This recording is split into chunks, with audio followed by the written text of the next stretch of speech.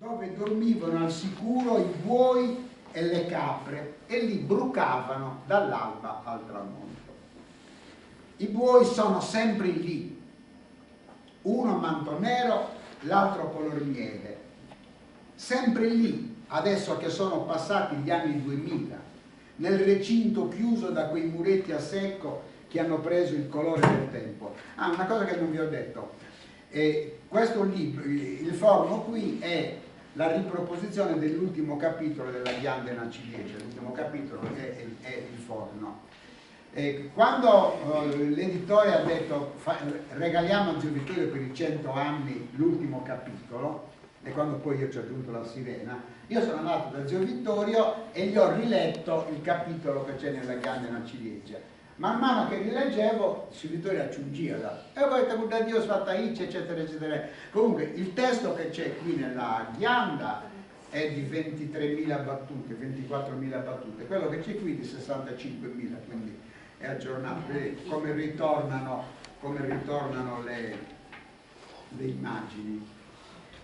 Quando vado al recinto i miei buoi se ne accorgono e quando sbuco dalla curva di Celestrino muggiscono, mi salutano con i loro muggiti che risuonano tra i muri delle case di pietra e io dico seu arribendo, è pronta Savalgia, ce l'ho nei secchi. Arrivo a Vicenza con la carta d'identità di Palmas Vittorio, figlio di Antonio e di Lai Maria. La carta diceva viso sporgente, naso greco, mento ovale, dentatura sana, statura 1,66, sa leggere? No. Sa scrivere? No. Titolo di studio? Analfabeto. E a me, bollato, rivedibile per debolezza di costituzione, mi rispediscono a Foghesu e torno alla vita di sempre. Scuola niente, orto per le patate, bosco per la legna, alla fontana per l'acqua, dietro qualche bara da portare al Camposanto, al pascolo con le capre che mio padre Antonio amava moltissimo. Perché la capra, mi diceva, è l'animale più bello della nostra campagna. Mica è sporco come la pecora. Quando salta sulle rocce è un incanto.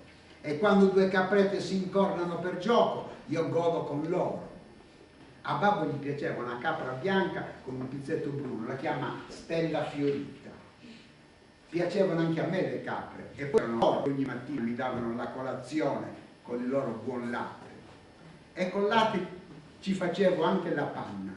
E se il paese era fatto di vivi e non di morti, era anche merito delle capre che come potevano lo sfamavano. E vi leggo questo. Una mattina stava piovendo forte, fanno prigionieri 7 italiani che si stavano ribellando all'assalto. Stiamo parlando dei tedeschi. Erano tutti toscani, della zona di Arezzo. Ricordo che 2 di loro erano di Cortona. Parlavano sempre dei loro campi di terra fertile nella pianura di Camucia e Torricella. Lì li avevano circondati e bloccati, processati come li facevano loro i processi e condannati a morte. Fucilazione. Tutto in pochi minuti. Quegli uomini feroci in pochi minuti decidevano della vita di altri uomini che trattavano peggio di come molti trattano gli animali. Con i miei occhi avevo visto il prete in tonaca nera, con un cappello nero quadrato a punta di campanile. Aveva tra le mani un libretto, forse era il breviario o il libro delle preci, e andava a passi lentissimi in mezzo a quel campo dove erano conficcati dei pali. C'era già pronto, schierato il plotone di esecuzione. Sembrava che fossero lì in attesa di fare qualcosa, solo che quel qualcosa era uccidere altri uomini. Bel lavoro, me lo ricordo quel giorno di strage. Prendono questi ragazzi, erano immobilizzati dalle fumi come si fa con i cani o con i buoi, li trascinano come si fa con i buoi o con i maiali da portare al macello. Le mani erano legate all'altezza dei polsi, i polsi portati all'altezza della pancia e poi con la stessa fune legati dietro la schiena, con 2 o 3 passate di fune stretta e forte. Non si potevano muovere, poveracci. Li avevano resi senza dignità. Gli slavi sono duri di cuore, anima non ne hanno, o almeno quegli slavi non ne avevano. Portano quei poveracci davanti a quei pali, con quelle stesse funi li legano palo per palo e se ne vanno. Uno dei ragazzi piangeva, un altro chiedeva perché, perché. Non è durata molto quella scena. Parte una sparatoria che non finiva mai, durata diversi secondi. I colpi li sentivamo in testa, il cervello ci stava saltando.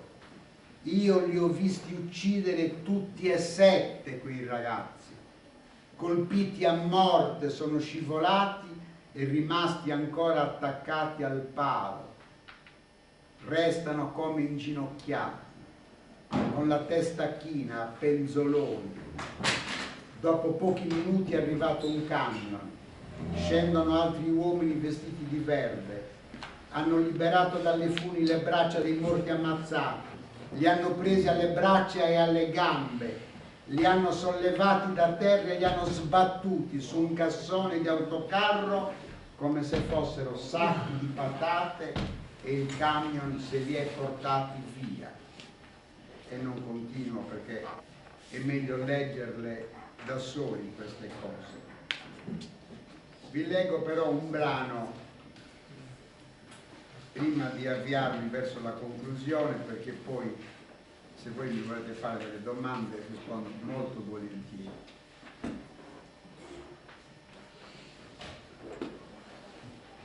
La mia prima destinazione, come quella di molti italiani, era stato un campo di smistamento, dove si lavorava ma si era anche rispettati. Resto 3 mesi e dopo Kazzai finisce con altri 200 italiani in un campo di concentramento. La prima destinazione era stata Berlino. Tenete conto che i nostri soldati italiani, quindi di Vittorio Kazzai, quelli di Villa Grande, di Talana, di tutti questi paesi che erano finiti lì, lavoravano per le grandi industrie belliche della Germania. E c'è zio Vittorio che dice: e Vittorio Kazzai ha fatto diventare il ricco su tedesco, con suo trabalho di Vittorio. Ogni tanto ci spostavano sempre in altri lager o commandos che si chiamavano Orangeburg e Bergen-Belsen, sempre dalle 6 del mattino alle 6 di sera, e poi chiuse nelle camerate al rancio e a dormire. Rancio, poveri noi, patate e patate, e anche poche, e neanche saporite come quelle di Foghesio. Eravamo diventati tutti magri, pelle e ossa.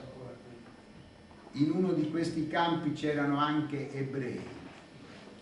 Quando ci spostavano da un campo all'altro, vedevamo passare gruppi di ragazze ebree, giovani, giovanissime, tutte rapate e tutte magre come canne di fiume. Le portavano a lavorare. Spesso le spingevano col calcio del moschetto, con urla disumane, forti come le voci dei battitori che vanno a caccia del cinghiale. Ma loro urlavano a bambini, a mamme che ogni tanto cadevano e venivano calpestate perché i capò non consentivano nessuna fermata. E vicino c'era anche il forno crematorio, per gli ebrei e non solo per loro. Il capannone del forno lo avevo visto un giorno mentre ci avevano fatto uscire dal capannone nostro per passare in un altro a fare buche per terra. Avevo visto un rettangolo lungo e nero, alle pareti a destra e a sinistra c'erano delle aperture. Sì, erano le bocche dei forni. Le bocche dei forni vergogne della storia, i forni vergogna del mondo, della Germania di Hitler e delle SS. Forni per quei poveri ebrei, per gente più disperata di noi, più magra di noi, rapata a zero, pigiami a righe, per quelle ragazze che avevo visto più volte. E adesso, quando in televisione vedo qualcosa che ricorda quei giorni, tremo e mi vergogno di me stesso per non aver reagito. Eravamo testimoni impotenti, ma Karzai che cosa avrebbe potuto fare? E i suoi compagni italiani tutti. Anch'io ho rischiato di finire bruciato, disintegrato, polverizzato in un forno, perché ci spostavano come volevano dai campi di prigionia a quelli di concentramento. Non so dire di preciso se era Sachsenhausen o Bergen-Belsen, perché erano tutti uguali quei campi di lavoro e di morte.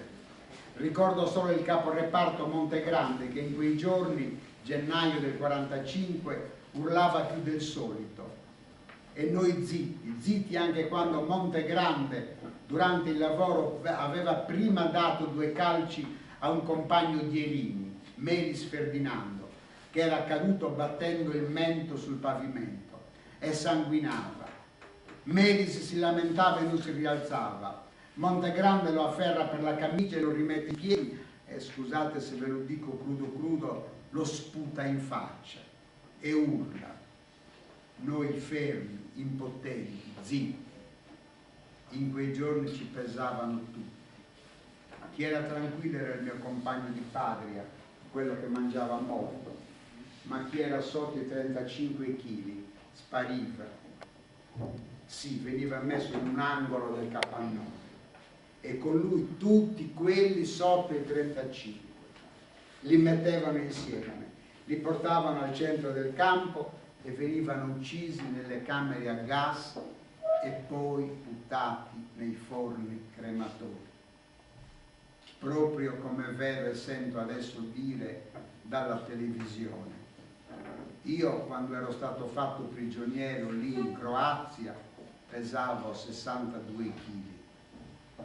Quel giorno mi salvo per 2 kg. 2 kg che mi fanno raccontare questa mia vita. La bilancia dice che Karzai di chili ne pesa 36. Io adesso vi leggo prima in italiano, poi nel sardo di Fovesu, l'ultima pagina del racconto di Zio Vittorio. Ve la leggo in italiano e in sardo per farvi capire come il sardo sia uguale all'italiano e come il sardo di oggi sia il latino di ieri, proprio uguale. Nascenti cinque figlius, nascunt quinque figli latino. Il latino è molto importante per capire bene l'italiano. E noi in sardo, a Perdas de Vogue in particolare, abbiamo molte parole che sono latino puro. Per esempio, noi siamo gli unici che ancora dicono filgiu e non fizzu, hizzu o fillu. E filgiu è proprio filius, il filius latino, pari pari. Poi c'è un verbo che vi racconto. Allora Zio Vittorio finisce la guerra, torna come tutti gli altri a Fovesu e un altro mese terribile. Il 6 di agosto la bomba di Hiroshima sganciata dagli americani della fortezza volante Enola Gay. Il 9 di agosto la bomba di Nagasaki.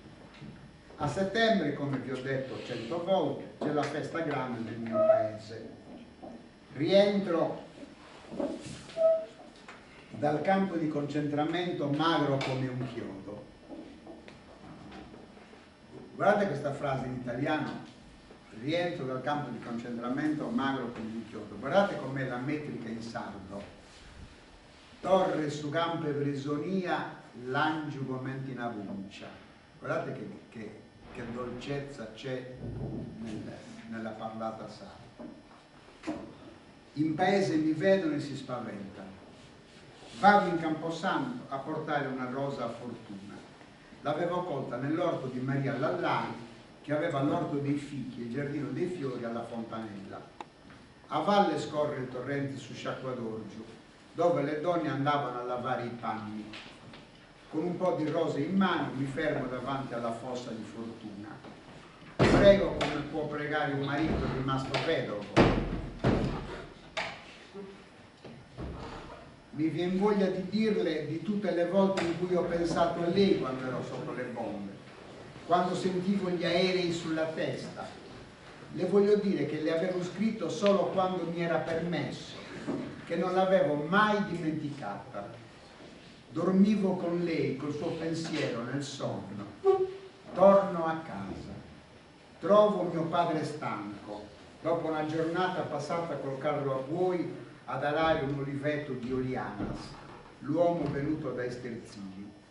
Sono a casa e penso, chi me la guarda Maria, la figlia nata quando ero in Germania? Io sarò in grado di pensare ad una bambina. È una bambina, ha bisogno più di un babbo o di una mamma, o di tutti e due. Trovo una santa donna, Giuseppa Carta, la chiamavano De Filegga perché la mamma si chiamava Elvira. Ci sposiamo a gennaio del 46, prete sempre Don Mura. Nel 53 Maria, la figlia che avevo avuto la fortuna, muore stroncata dalla meningite. È un altro giorno di pianti e di cuore piccolo piccolo. Mi sembrava un altro giorno di guerra, anche quando entra il prete per portarsi via la bara bianca di Maria. Due zie cantano i lamenti funebri e ricordano Fortuna che era morta da qualche anno.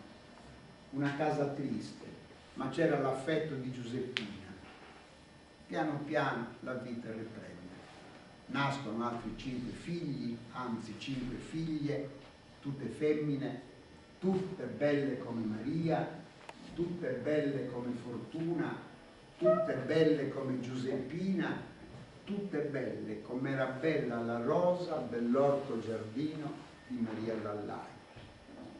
Arrivano tanti nipoti e tutti vogliono che nonno Cazzai racconti le storie brutte della guerra tonta che gli hanno fatto fare. E poi questo di due ligio in Foghesu.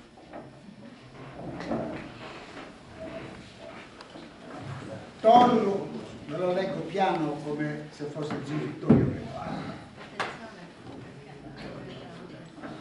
Torro a Foghesu in Saustu del suo 40 giro. Un altro mese di crudo, suino, no? Io ho parlato di terribile, però rende di più un altro mese di crudo. Suser de Augustus, la bomba di Hiroshima. Oh, Deus, Suser de Augustus andava a Guastiai per vedere se era giusto, Zio Vittorio lo sapeva, io no. Suser de Augustus, la bomba di Hiroshima, fuliata dei americani del gusto del terremoto che fu se non la gay. Su noi di Augusto, questo usato stronus e lampus de Nagasaki. A Capodanno, come ti sa un gentuiasa, invita a Dio sa festa a manna di Santo Salvatore, Capodanno. Capodanno è il nome di settembre, Capodanno è la traduzione del latino, caput anni, l'inizio dell'anno. L'inizio dell'anno era l'inizio dell'anno agrario, quindi settembre era Capodanni. E per questo ve l'ho detto, de su campo presonia e ribulangio commenti in avuto. Invitami, bin e s'assuccona. Anderetto con Cacampusantu, a portare una rosa a fortuna. Di applicata un sortu de Maria Lallai, che veniva da Sortalizia con figo e flores a Fontanetto. A tutta l'oeste su Sciacqua d'Orgio. Il io a sfemmina andando a Samunai Spanno. Con i flores mi frimmo in denante sa vostra fortuna. Ti prego come ti vuoi pregai un urlito varrà un fiuto. Mi aggane di nai che ampliasa lì pensata quando fui a sud in bomba. Quando intendiese che ho plano su un pisse sagonca. Io oggi nai che discria quando mi lo permettia. Che non dia mai oblivita. Che bello questo verbo. No, su moi nella scalescia. Oblivita a zio Vittorio gli è venuto solo quando mi ha raccontato questa storia. perché è un verbo, dimenticare, del latino obliviscor, oblivida, portava proprio participio passato perfetto. Guardate che bello, come è più bello oblivida che scaresce. Furrio ad ogni, agata babbai fadiau, custi un articolo su giù dei roisi, che ha avuto rendo sadanca di Oriasa, di Orianasa, un uomo che ha avuto il ribau di Stersino. Deus è un dopo mi penso, e chi non mi dà casti ad Maria, serviglia nasce quando fu in Germania. E Deo a pensione a pensare a una vippia. E incluso, una vippia tiene più bisogno di un babbo o di una mamma. Agata una femmina santa, Giuseppe Carta, inerante Viletta, poi sa mamma si rammata in vita. I si cogliaus a gennaio del suo 45, del suo 46. Predi che fu sempre Don Mura. In su 53 Maria, Saviglia che ha dentro di fortuna, i simboli di Ocia de San Meningiti. Est una tradita prantus e devoro vittico vittico. Mi paria una tradita di guerra. Finse scandintra su predi, così di leai su baulu bianco di Maria. Tu assassias a tanta e a ricordante a fortuna che si fu morto di una varia anni, una uomo trista, ma che fu su coro un manno di veppina. A pago sa vita torna da comparre, nascono di altri 5 figli, anzi 5 figli, tutte femmine, tutte belle scommette Maria, tutte belle scommette Fortuna, tutte belle scommette Giuseppina, tutte belle, come fu bella con Don Rosa del sordo di Maria Latana. E noi arrivano a me da nepotisi e tutti i soldi che non hanno cazzai, conti, visconti, da guerra donna che tanti fatti fai.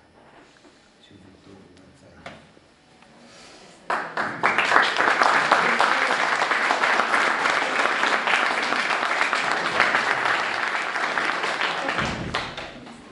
Prima di sentire le vostre domande vi leggo l'ultima pagina di zio Antonio Bruno della Sirena, perché ha fatto una riflessione sulla quale noi spesso non riflettiamo, perché lui racconta la guerra, i morti di Cali, io l'ho già detto, Monserrato, eccetera, e a Capadaici su complessi di Antonio.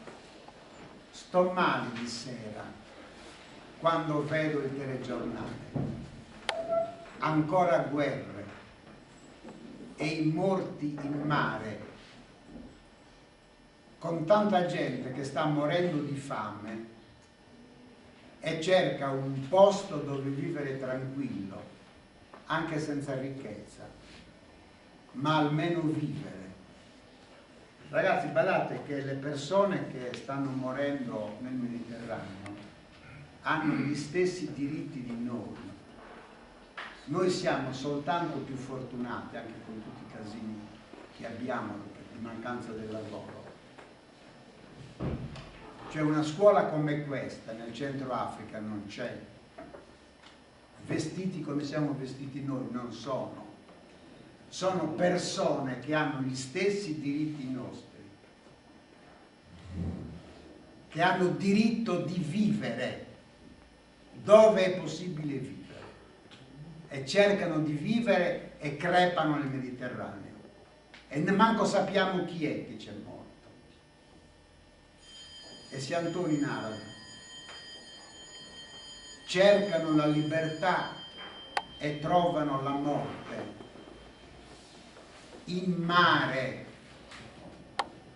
un mare, il mare nostro, il Mediterraneo, il mare nostrum lo chiamano, diventato grande cimitero senza croci e senza nomi, ti si stringe il cuore quando vedi quella gente che soffre e quelle barche che affondano. Altro che mare nostro, è il cimitero nostro. Ma quando è che l'uomo diventerà davvero uomo? Alla Cabala ci siamo tutti. Ma quando è che l'uomo diventerà davvero uomo? Grazie ragazzi, mi volete fare domande? La prima, a proposito di quando è che l'uomo diventerà uomo, purtroppo temo che l'uomo sia così, perché l'uno può essere vivente su questa terra che uccide per piacere e per storia. Gli altri esseri viventi uccidono solo per necessità, e questa è già un'amara, tristissima verità. L'altra è che, sentendo il racconto di Maria Cercapane, mi è venuto in mente Verga, mi è venuta in mente la Nedda, il Verga, e questo linguaggio anche duro, così misto di dialetto, mi ha fatto ricordare moltissimo lo stile verghiano, con tutte le differenze, quindi faccio i miei complimenti perché veramente molto, molto toccante, nel contempo non lascia spazio alla retorica.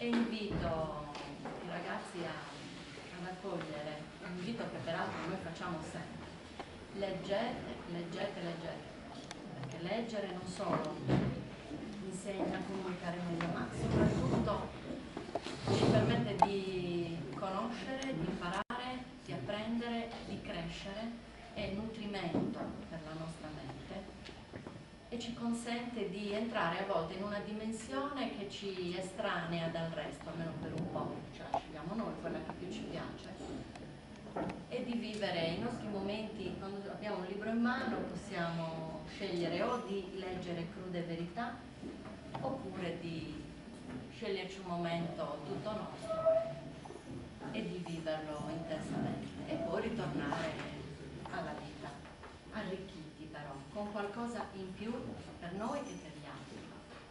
E adesso vediamo un po' se avete qualche domanda. Ci sono domande, ragazzi? Io avrei una domanda. Lei ha prima passato... Il suo nome? Ha passato molto tempo con il signor Vittorio, no? Durante i racconti, in quale momento l'ha visto più toccato di tutto, più emozionato? Il più toccato è stato quando mi ha raccontato di quel vecchio bigliettino che ho letto, Ferdinando Prodi, che viene sputato in faccia da quello che lui chiama Montegrande, che è il comandante del campo. E questi racconti a me li hanno fatti quasi sempre piangendo.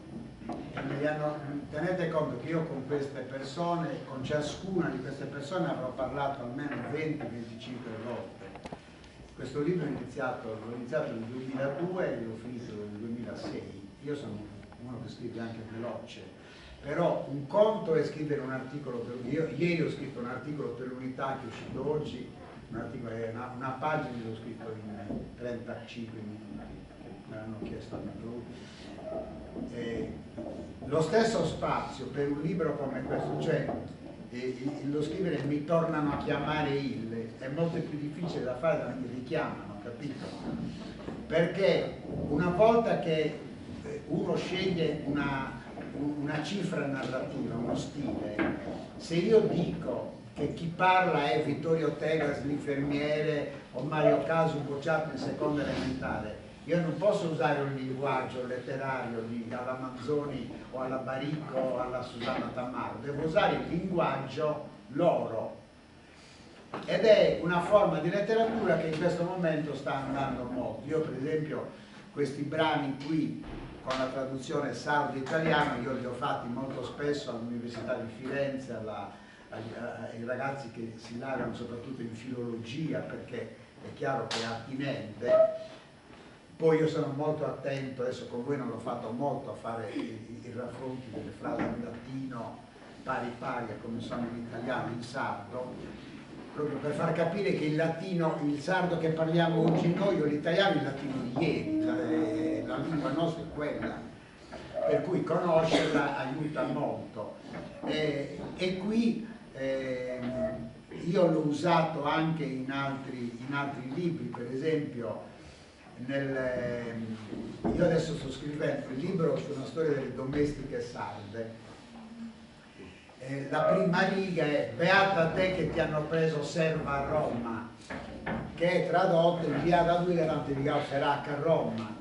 E quando ti danno, dice, vi danno 20.000 e poi c'è scritto, virgola, mangiate e dormite in casa del padrone. Poi i testi pappate corcando su Mary, che è tradotto. Chiaro che non è l'italiano di Giacomo Leopardi, di cui io sono un grandissimo estimatore. Se un giorno volete vi faccio 2 ore sull'infinito. Basta, no? Oppure vi faccio in sardo, in latino, la morte del passero di Lesbia di Catullo, perché ve lo leggo in latino e poi vi uso un sardo, vedete come vi innamorate del latino. Per cui e poi ripeto, la cosa che ho fatto è che tutti i libri, tutti i racconti li ho riletti a loro prima, e quando vi dico tu scrivi così, ho detto così, qualche volta faccio anche la ripetizione che giornalisticamente non si fa, ma un conto è il giornale, un conto è un libro dove c'è, ripeto, una cifra narrativa che è diversa, per cui ed è molto più difficile scriverlo in modo come mi viene, naturalmente, perché è diverso, perché bisogna tenere quel codice linguistico, e se io gli faccio dire, zio Antonio, l'entropia è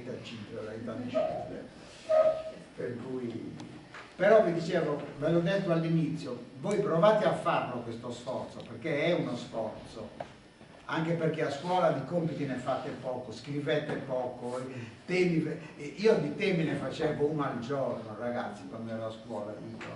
Io dal latino, noi traducevamo dal latino in greco e dal greco in latino, quindi ci hanno massacrato, ma quanto mi ha fatto bene, quanto ci ha fatto bene, perché va fatto, bisogna non capisco perché vi dovete esercitare a giocare a pallone, si fanno gli allenamenti, vi fate l'allenamento per il ballo sardo e per il ballo latinoamericano e non ci dobbiamo allenare a parlare. E i taulinari. Siete nati imparati, per dire come scrivo io. Dovete esercitarvi, ragazzi. Qualunque lavoro facciate, parlare bene è fondamentale. Altra cosa. Sì, io avrei una domanda. Alessio, durante la sua carriera ha mai incontrato qualcuno a favore del negazionismo sull'Olocausto? No, naturalmente so che ci sono, perché la cronaca, tenete conto, le zone dove più forte il negazionismo sono alcuni rioni di Roma, e pare siano legati a dei comportamenti del periodo dell'occupazione del ghetto degli ebrei di Roma, nel portico d'Ottavia, in alcune zone della Toscana. La cosa che è davvero difficile da capire è il negazionismo in Germania. Tenete conto che le cose che conosciamo noi non sono assolutamente conosciute in Germania. C'è anche da dire che fino a 20 anni fa gli archivi erano chiusi, non si sapevano molte cose. Se voi pensate che tra un anno vedremo il film che aveva girato Hitchcock lì nel campo di Vittorio Gazzai, è chiaro. Però anche i filmati che noi vediamo in televisione sono una dimostrazione che quella realtà storica c'è stata, porca miseria. Per cui il problema, secondo me, è sbagliato aggredire questi negazionisti, perché alcuni sono fissati, per carità di Dio, però bisognerebbe usare davvero usare il raziocinio e farli ragionare sui documenti della storia. Cioè, di mica San Vittorio che ti narra questa cosa, cosa hai da negare? Quando vediamo quei filmati, che cosa abbiamo da negare? Dicono che sono fotomontaggi, che sono frutto di elaborazioni. Chi è che ha il telefonino al centro che glielo schiacciamo? No, era fuori. Altre domande? Io Prego. sono Antonio. Queste Dove è testimonianze lei? di Torino. Queste testimonianze vi hanno raccontate volentieri oppure ha dovuto insistere? Erano gelosi? Allora, ottima domanda. Quando vi ho detto che la maggior parte dei figli di queste persone della Ghiandina Ciliegia soprattutto, ma anche i figli di Zebitorio, io sono femmine, come avete capito, non sono più femmine, sono più belle, non sapevano nulla della vita del padre perché si vergognavano di raccontarlo.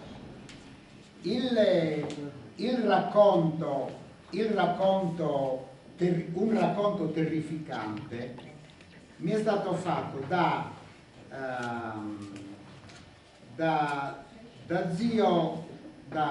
Mario Casu, e adesso io, se lo trovo, ve lo voglio leggere, perché allora erano le 10 del mattino, eravamo soli in casa e ci sediamo in San Mese con Gina, io comprendo che ti piascrivi. Se un Mario è innanzi a che si dice un noi, si deve pesare, poi ti ho controllato in domino due, sa qui dei sfigli, poi non un tempo. No, aspetta la cubano, ha fatto su gira, e si sta andando a casa. E io le dice l'inglese in inglese, acqua sì, dice story in italiano, acqua no, ripete l'inglese. Acqua, acqua, urla Story. Sto morendo di sì. Mi trasferisco in una tenda circondata dal filo spinato. Di sera ci passano una scatoletta di carne. Acqua, niente. Sto morendo di sete. Sto morendo di sete, ci ripetevamo. Vediamo una piccola bottiglia. Ti donavo. Papulamavo di Dunai, a Vodera di Vorti, la pipì di tutti finisce in quella bottiglia del miracolo. Di notte, a turno, agitiamo la bottiglia, la facciamo dondolare come un pendolo. Quello che deve evaporare evapora. Con la notte rinfresca sia la pipì che la bottiglia. Io sono il primo a berne un sorso, è dolciastra, e poi passo la bottiglia agli altri compagni. Un sorso a testa mi era capitato, tutti ci siamo detti grazie l'un l'altro. A scomprendi questa guerra? Queste cose che ho detto, me le ha dette a me, solo a casa sua, e prima di dirle ha fatto suggire uomo o bene che foste solos. Il suo libro lo vuole espormi, ma il figlio mio non se lo dà per mai. Però Marvino si tu leggi. È una storia che poi trovo, un libro bellissimo che vi consiglio di comprare, anziché andare in pizzeria 2 sere, non andate e vi comprate un libro che ha per titolo 100.000 gavette di ghiaccio di Giulio Bedeschi. A me questo libro mi ha arrivato Ligi alla scuola di giornalismo di Urbino, quindi ho costretto a leggerlo, ed io lì poi ho pensato, però questo libro si può fare anche in Sardegna, poi mi è venuta l'idea da lì, perché se non si leggono queste cose uno non ci crede. Quando intendi su Vittorio che ti narra da se ho più con 2 kg, se ti fai, se ti rinara, se sono pauraggi. Hai le testimonianze dirette, ed ecco perché sarebbe molto utile che voi, senza avere storie di guerra, perché l'età dei vostri genitori e dei vostri nonni oggi non è quella, li intervistaste su che cos'era la Sardegna, che cos'era Villa Grande, che cos'era il Bono, che cos'era Terdenia di 50 anni fa, che cos'era il dopoguerra, che cosa hanno fatto, e poi provate a scriverle le cose, e semmai le portate in classe e ve le fate correggere dai vostri professori. Se non vi esercitate fai questo allenamento, poi giocare a palloni e non devi più stare questo allenamento, poi imparai a scrivere e a questionare. Ho notato che in alcuni tratti della narrazione cambia la persona dalla prima alla terza. È stata una sua scelta o... Una scelta decisamente mia e anche dei raccontatori. Allora, un giornalista usa sempre lo stesso tempo. Io per esempio uso sempre il tempo presente perché è quello più semplice, che non ti fa fare anacoruti, dei giri di parole. Il tempo presente è quello che si presta meglio. Però questi vecchi che stanno parlando della guerra in Russia, poi dicono ma racconto sorte fughese, il cielo bianco di neve lì non è verde come la campagna mia di Frumini o di Crannigosa, eccetera. Hanno questi sbalzi di tempi che scritti in un certo modo si possono anche tenere, però è una fatica terribile, proprio scrivere le cose così per esempio questo racconto della sirena, che è quello che vi ho detto che si era offeso, che è un racconto breve, saranno 22-23 mila battute che io scrivo in mezza mattina. Questo l'ho iniziato a settembre e il libro è uscito a dicembre, quando abbiamo festeggiato i 100 anni di Zio Vittorio, perché è una scrittura che comporta sacrifici miei, perché se devo scrivere per conto mio scrivo in un modo, se parla Antonio Bruno su Vittorio Cazzai devo scrivere in un altro modo. Stavo dicendo, vi voglio leggere una lettera che manda Mario Bangalore 138, che manda la mamma di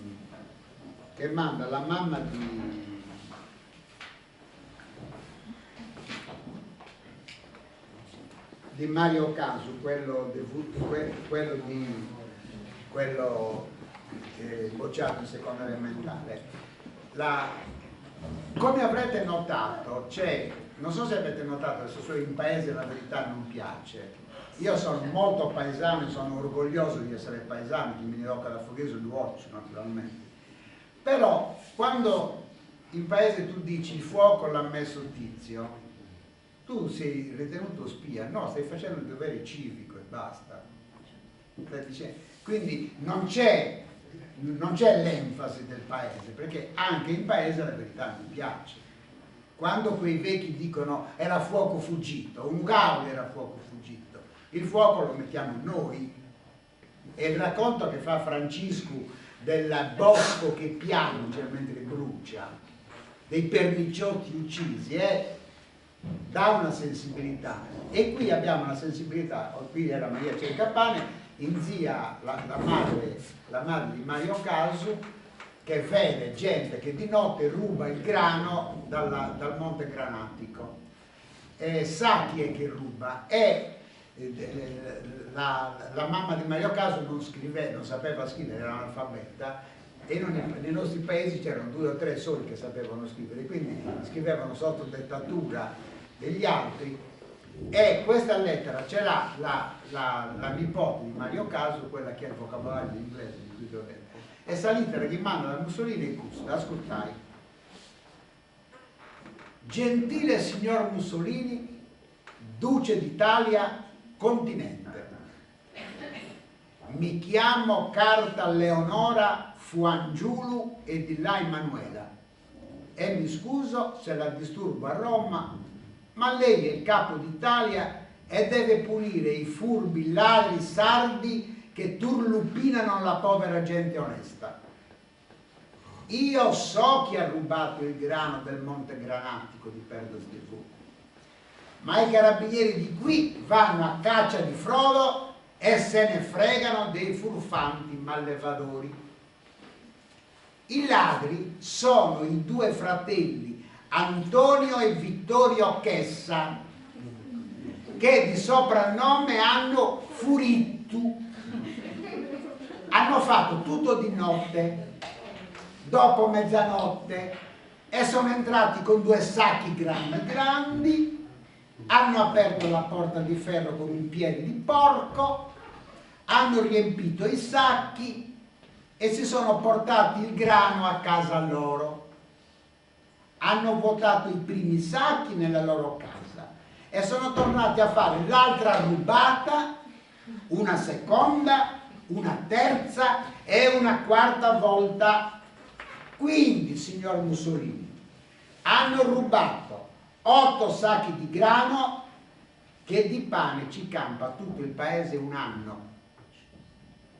Io sono pronta a dire queste cose davanti alla giustizia, perché i Furittu li ho visti con i miei occhi dalla finestra di casa, che sono rimasta sveglia tutta la notte perché mamma era malata, e quando mi sono alla finestra ho visto i 2 ladri uscire.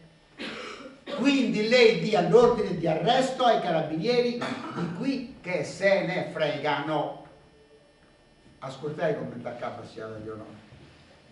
Aspetto una sua risposta, sua maiuscolo, e quando vuole vado dal pretorio al tribunale per fare il mio dovere di cittadina onesta che ha visto i ladri e li vuole vedere imprigionati e il grano riportato a Monte Granatico e distribuito a chi ha fame. Ascoltate Serrato, mi deve rispondere all'indirizzo. Leonora Carta, Fuangiulu, via Funtanella, Perdas de Gogu, provincia a Nuoro. Ringrazio per la lettura che ha fatto e aspetto sue nuove con decisione di arresto. Evviva l'Italia, evviva il fascismo, evviva il Duce. Tanti saluti alla sua famiglia, anche di parte di tutta la mia. Mi firmo, segno croce, Carta Leonora.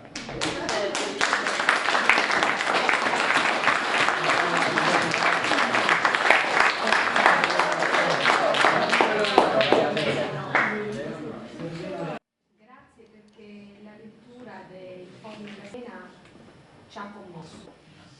Qualcuno piangeva, io per prima, non nascondo questo. E la lettura serve anche e soprattutto a sollecitare le emozioni, perché i nostri ragazzi quindi devono leggere anche per quello. Zio Vittorio parla, davvero è come se fosse qui con noi. Alcuni passaggi, quelli del ricordo della moglie, sono stati toccanti. Avrebbe voluto dirle tante cose, torna a casa e non c'è più. E ci sono eventualmente tante cose da chiederle, una in particolare. Dice zio Vittorio, questa guerra tonta che mi hanno fatto fare. E poi anche il romanzo, questo anzi il racconto che si apre con, lei l'ha già detto prima, viso sporgente, naso greco, sa leggere no, sa scrivere no, analfabeta, ma un servizio di leva obbligatorio. Questo c'era, altrimenti la guerra non si sarebbe fatta. Cosa ne pensa lei di uno Stato che lo ha abolito? E la storia ci insegna che uno dei caratteri fondamentali di uno Stato, di una nazione, è proprio l'esercito, averlo, costringere poi i nostri, all'epoca erano solo i maschi a doverlo fare, oggi non è più obbligatorio, poi su base volontaria ci sono anche le donne. E infatti in questi ultimi giorni, so che forse sono troppe le cose che le chiedo, anche la questione dei nostri marò in India sollecitano una riflessione. Cosa ci dice lei a proposito? Ma guardate, qui possiamo aprire un dibattito che non finisce mai. Posso darvi una prima risposta dicendovi vi ho detto che la lettura è gratuita, qui ci sono un paio di copie di Sardinius, prendetevele, nel prossimo numero, quello che esce dopo il 20 febbraio, c'è un articolo di una ragazza di Sassari, si chiama Anna Sanna, che è la responsabile di Amnesty International, mi sembra, a Sassari, che ha scritto un articolo, perché questo libro l'ho presentato a Sassari, alla Nuova Sardegna, al giornale, è stato presentato da Manlio Brigaglia e da Giuseppina Fois, e sono intervenuti anche questi di Amnesty International, e questa ragazza ha fatto un intervento raccontando le guerre che ci sono oggi ancora nel mondo. Credo che ci siano 100, se non erro 45 focolai di guerra ancora oggi.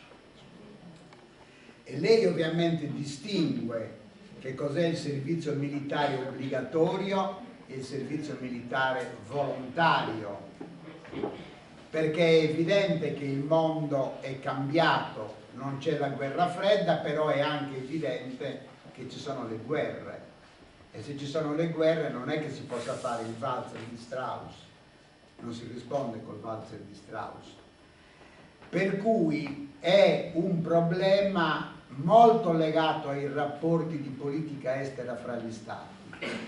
Quando io sento il segretario generale dell'ONU, che è un'organizzazione internazionale, che dice me ne frego dei marò italiani, mi preoccupa, perché è vero che la situazione dei marò italiani in India è abbastanza oscura, perché lì di mezzo poi ci sono i traffici militari che io non sostengo per niente, naturalmente, e c'è un uso, però c'è la pirateria, se i commerci devono farsi bisogna anche difendersi dai pirati.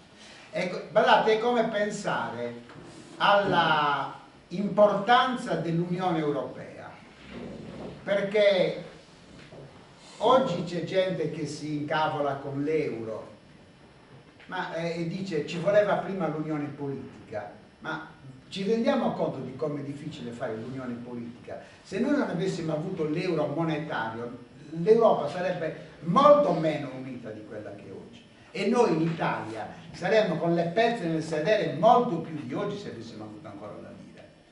Però se noi creiamo un organismo gigantesco come l'ONU, come l'Unione Europea, e non diamo poteri, poi noi ci frantumiamo.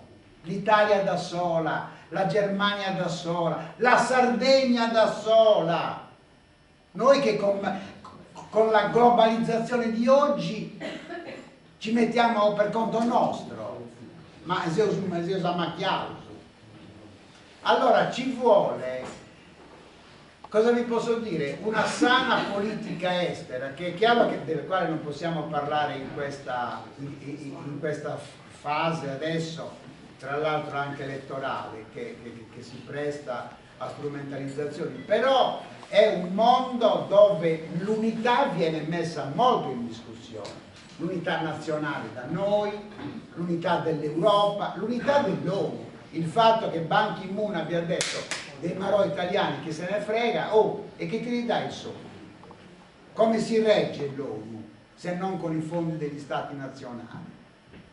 Però bisogna mettere insieme il diritto dell'Italia e il diritto dell'India. Come si fa? Questo è un grande punto interrogativo, e si fa con, cosa vi posso dire? Poi pensare che l'Italia sia un paese terrorista per come noi abbiamo combattuto le Brigate Rosse è un po' disarmante. Per cui ragazzi, ognuno di voi si dia la risposta. Io non voglio suggerirvi la mia, ma credo di avervela data un po' di sotterfugio, rispettando l'autonomia di ciascuno di voi. Tra l'altro siete tutti maggiorenni, gente che vota, quindi immagino che siate preparati politicamente, e se non lo siete preparati, la politica senza politica non si va avanti da nessuna parte, senza politica comandano i pazzi, e invece deve governare la testa. e non ci vogliono slogan, non ci vogliono bollicine, ci vuole concretezza, ci vuole, capito? Quindi insomma, parliamo della Forno e non fatemi fare campagna elettorale.